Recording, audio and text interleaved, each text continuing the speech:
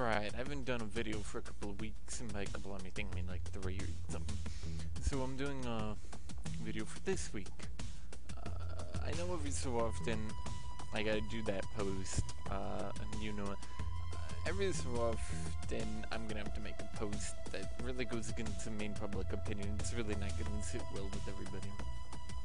But, this is it, and I'm gonna try and keep it a lot shorter than the article, because you can clearly, I mean, this thing is a beast.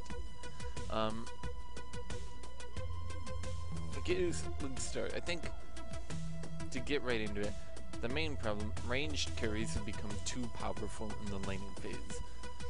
This has a lot of different problems, it has a lot of different consequences, but I think the main one is ranged carries are now being used like a weapon during the laning phase. Anyway, they're being thrown at, you know, all these different problems. You know, if you have a laner you don't like, a top laner, throw your AD carry at them. If they're mid champion you don't like them, throw your AD carry at them. If you think their bottom lane can be beaten, throw your AD carry at them. And it's really become where every lane now needs to worry about getting 1v2'd. And I think that a lot of people have this excuse that, well, any lane will lose a 1v2. And yeah, but there's a big difference between getting 1v2'd by, you know, an Ashe and getting 1v2'd by a Varus or, you know, a Tristana.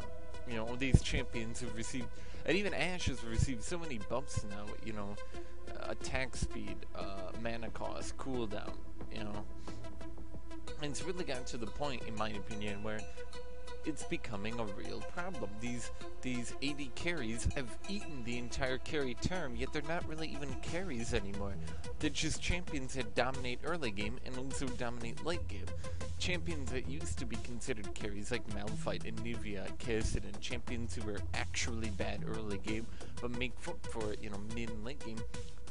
They're not considered carries anymore because AD carries out-carry them late game, but are also better than them early game. And it's really become, let me try and find it, they've existed in their own little world of bot lane. You know, bot laners only fight bot laners.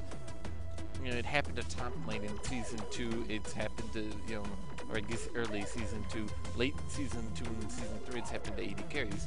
But if you're only in your own lane, if you keep, you know, it's like building a brick wall, right? If this side goes up, this side goes up. If this side goes up, this side goes up. You know, both teams are trying to build a brick wall to out-brick wall each other, and it just keeps higher and higher and higher. But because each brick wall, you know, they just, oops, and now they're up, you know, fucking on the moon. And, AD carries are so much more powerful that now people are realizing, you know, oops, they're so powerful, now we can use them in every lane to dominate them. And the real excuse is that, oh, it's a 1v2, everybody loses a 1v2. Well, you couldn't do Karthus with, you know, Sona and, you know, force somebody of experience and dive them. Or at the very least, Karthus is not very good at escaping. You couldn't do Kassadin, you know, and dominate a lane. You couldn't do Nasus and dominate a lane. You couldn't do Malphite. And yet, an AD carry gets to do that. Why? I don't know. I don't know why. And then if you look at, they get to because they get to.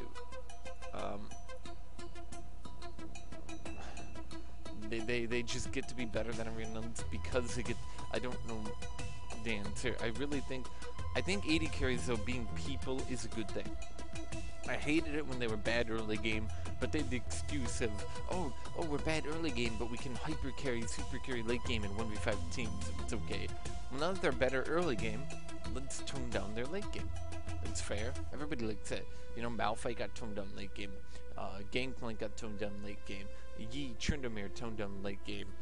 And now I think it's time that AD carries, you know, maybe in Infinity Edge comes down to 3,000 gold. You know, maybe they don't get that big item that allows them to hypercarry. Maybe the last Whisper goes to 30% armor. Either way, maybe it's time, and I said, to make AD carries no longer the hypercarries if they're going to dominate early game so hard. I think that's fair. I think that's fair to everybody.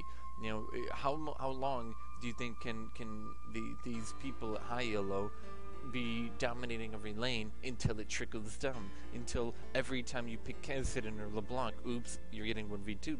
How long does that take? How long did it take for the, you know, range carry support bot lane to start dominating everybody? You know, soon everybody's gonna be seeing it. You know, you say it's not my problem. You know, it's not having demand. I don't care, but it soon will. And I think at that point we're all gonna agree. 80 carries in the laning phase. You've eaten the carry tag from everyone by out-carrying them. Why are you also dominating lanes? Why do you get to be the carry and the lane dominator? You know, at some point the asterisk, the ability for them to be better because they're 80 carries needs to go down. You know, you can't victimize yourself if you're on every team and every team loses if they don't have an 80 carry. If you're dominant, you can't victimize yourself. I think it's only fair to everyone.